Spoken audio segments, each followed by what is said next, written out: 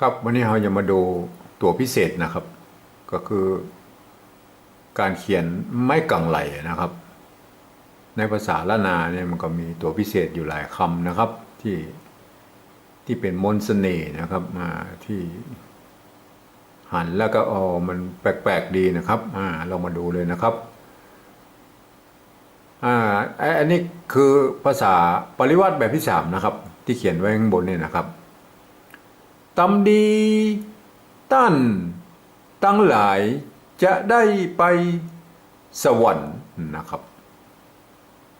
ลองมาดูภาษาละนาเลยนะครับตั้มนะครับ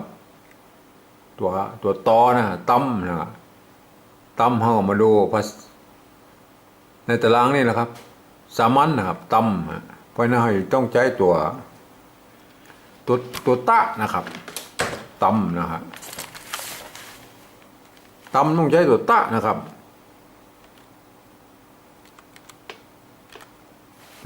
ตัวตะนะครับตั้มนะฮะตั้มนะฮะบางคนเปิ่นเอาไม้กานี่ไปวงไปข้างบนผมคงบรรจัยแบบเบี้ยครับมันตั้มมันก็บอกมันเดี๋ยวมันจะเป็นไปสระอาไม่ย่ออย่างมันจะซ้ำกว่านะครับเอาอีเดฮะตำเอากาน้อยเนี่ยครับตำดีนะครับธรรมดานะครับตั้นนะครับตั้นก็คือท่านนั่นแหละครับตั้นเสียงโทธรรมดานะครับอันนี้ใจไม่กาวงแล้วครับต้านนะครับอันนี้มันไม่ใช่สระอำนะครับไม่กำไม่เก่าอย่างนี้ผมใจนะครับผมใจไม่กาเฉพาะไม่กาอย่างเดียวนะครับสระอาคือ5ตัวเนี่ยนะครับตั้งหลายนะครับตั้งหลายก็คือตัวตะนะครับมันสามัญเสียงสามัญนะครับตะคือตัวนี้นะครับถ้าเราอยากเขียนธรรมดานะครับตั้งนะครับอันนี้ก็ต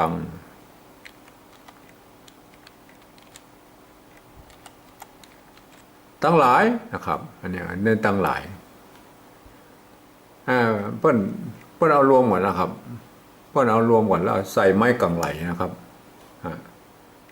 เอารวมกันใส่ไม้กังไหลตั้งนี่เพื่อจะใส่ไม้กังเข้าไปก่อนนะครับไม้กังนะครับใส่ไม้กังไปตัวเดียวเนี่ยครับมันก็เป็นตังแล้วครับอันนี้ตังนะครับตังอันนี้อ่านไม้กังก็คือตังแล้วครับอันนี้ไม้กังตังนะครับทีนี้ยังให้มันไหลได้ไงเขาก็ปยานกรรมนะครับปยานกรรมมันก็จะเป็นตัวนี้นะครับเนี่ยมาอันนี้ไหลแล้วครับไหลมาละตั้งหลายนะครับหลายนี่เปิ้นตัดตัวหะลงไปเอาตัวละมาใส่นะครับเอาตัวละมาใส่นะครับไม่กังไหลมันไหลอยู่บนเลยนะฮะเอาตัวละมาใส่นะครับเอาไปซ้อนอยู่ลุ่มพุ่นนะครับแล้วก็เอาให้เป็นหางกำนะครับอย่างนี้นะครับไม้กานะครับตัวหญ้านะครับนี่นะครับตั้งหลายนะครับตั้งหลายคือไม้มันกังไหลครับคือไม้กังนั่นแหละครับแล้วเขากดมันก็ไหลมาอยู่ทั้งหัวไหลมาอยู่ทั้งตัวเนี่ยพวกก็เลยห้องว่ากังไหลจะนะครับ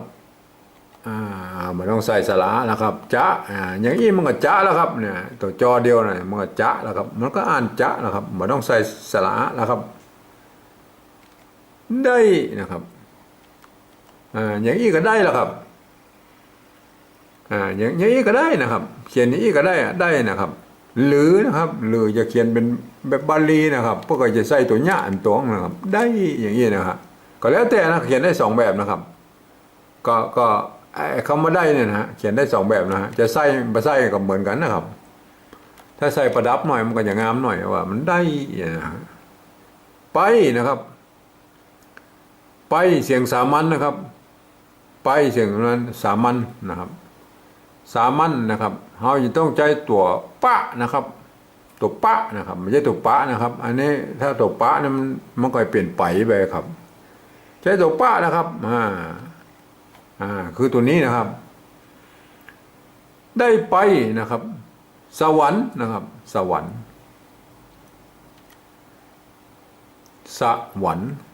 ถ้าเป็นคำไทยมันก็จะรอสวรรค์เนี่ยเนาะเป็นอันนี้มันเป็นไปทางไอ้ลาภทรัพย์ปนนะฮะแต่ในบาลีในภาษาล้านนาป้นบ่เขียนอย่างนี้ครับมันมาได้นะครับอย่างนี้มันมาได้ครับถ้าจะเขียนเป็นอย่างนี้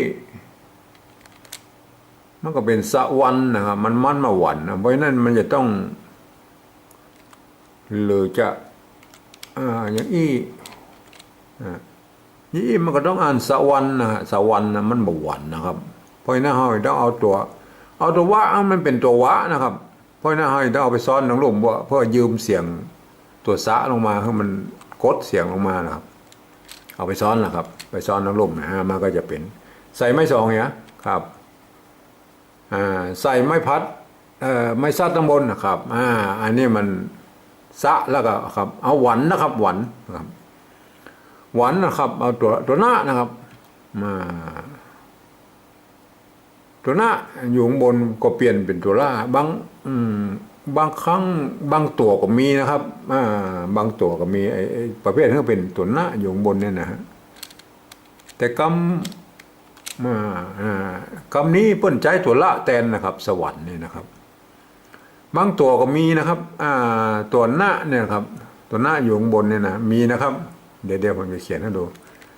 คำนี้เปิ้นใจตัวละแตนนะครับตัวละแตนนะ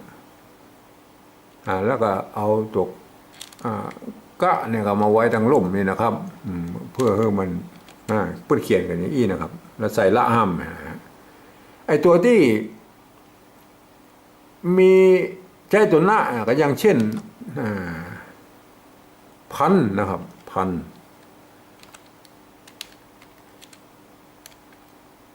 เนี่ยใจตัวหน้าครับพันตัวหน้ามันเห็นมีทั้งสองแบบนะครับใจตัวหน้าก็ได้ตัวละก็ได้อะไรนะแต่เขาก็พยายามเขียนตัวเปิ้ลนะครับเขียนตัวโบราณเปิ้ลโบราณเปิ้ลเขียนไว้อย่างไรเขาก็เขียนนั่นนะครับสวรรค์นะครับตกลงว่าสวรรค์เป็นอย่างนี้นะครับมาดูภาษาปริวัติแบบที่สองเลยนะครับตั้มนะครับตั้มต้องเอาเทียบเท่ามานะครับอันนี้ตัวตะนะครับตัวตะนะครับไม่ใช่ตัวทอทหารนะครับตั้มนะครับก็คือเอาตัวตะนะครับดีนะครับตั้นนะครับตัวตะนะครับอันนี้ตัวตะนะตั้นตั้งหลาย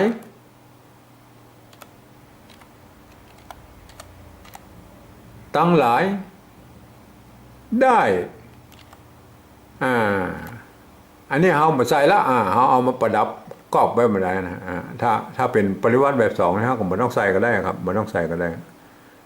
ไม่ต้องใส่ก็ได้เพราะมันแต่ถ้าเป็นชัยมันต้องใส่นะครับชัยไลเงี้ยมหาไลอะไรเนี่ยนะอันนั้นมันก็จะต้องใส่อันนี้มันได้อย่างนี้บ่ใส่แล้วได้ไพ่นะครับไพ่นะครับมันตัวป้านะครับก็คือตัวไปนะครับสวรรค์นะครับสวรรค์นะครับอันนี้มันเป็นตัวหน้านะครับเพราะตัวละแตนมาแล้วโอเคนี่นะครับโอเคนะครับเนี่ยอันนี้ก็ได้แล้วครับ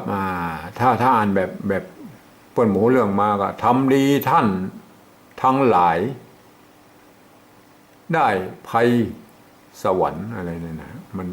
มาได้นะครับคือคนทั่วไปจะอ่านมาได้นะครับอ่านแล้วก็เพี้ยนไปเลยทันทีเพราะฉะนั้นต้องให้คนที่เปิ้นเรียนภาษาล้านนามาเท่านั้นนะครับเพราะว่าอันนี้เป็นคำเทียบนะครับเป็นคำปริวัติคือมัน ภาษาละนาคือมันเป็นตัวไทยมันคือมันเป็นอย่างนี้นะครับ แต่เวลาอ่านแล้วใจรักภาษาละนาอ่านนะครับ อ่านว่าตำนะครับนี่นะตำดีตั้นตั้งหลาย ได้ไปสวรรค์นะครับนู่นเสียงมันอยู่ข้างบนมันนะครับเสียงมันอยู่ข้างบนมันนะครับไอ้ที่เขียนไว้ไอ้ปฏิวัติแบบที่3นะครับภาษาละนาดั้งเดิมเปิ้นเป็นอย่างอี้นะฮะกว่าจะถ่ายทอดออกมาเนี่ยมันจะต้องหลายทอดนะครับ หลายทอดแล้วกว่าจะรู้เรื่องกันนี่นะครับ